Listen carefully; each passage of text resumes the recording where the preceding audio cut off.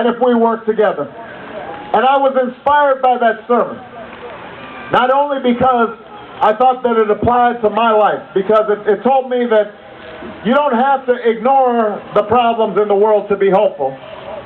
You simply have to be committed to bringing about change and doing everything you can to imagine a better world. But I was also inspired because I realized that idea described the very essence of America. That America at every stage has always had the audacity to hope. You think about it, this is a nation that started with 13 ragtag colonies who decided at some point we're going to throw off the yoke of tyranny and defeat the most powerful nation in the world, the British Empire. And then not only did they decide to break off from the empire, they also decided to start an entirely new government of and by and for the people. Never been tried before. And there were a whole bunch of people who said the experiment in democracy could not survive. And yet it did. And then some people noticed that in the midst of this experiment, written into the very founding charter, we had violated the idea in the Declaration of Independence that all men had been created equal, and that slavery was still staining this land. And there were those who said we couldn't do anything about slavery. But there were a bunch of abolitionists who said, yes, we can. And they agitated, and they organized, and they mobilized, and ultimately a war was fought, and blood was shed.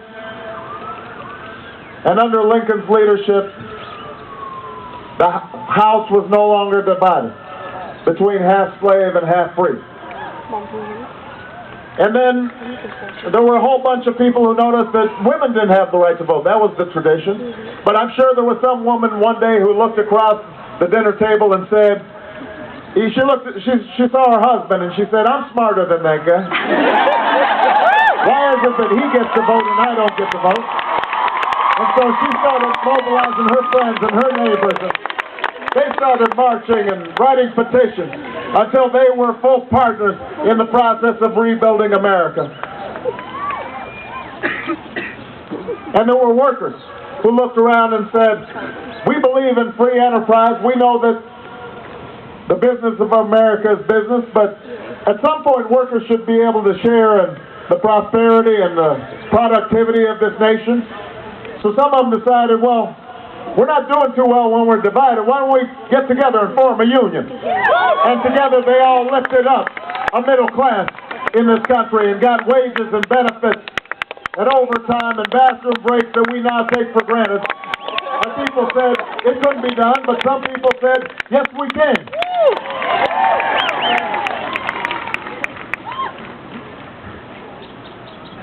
And a world war was fought.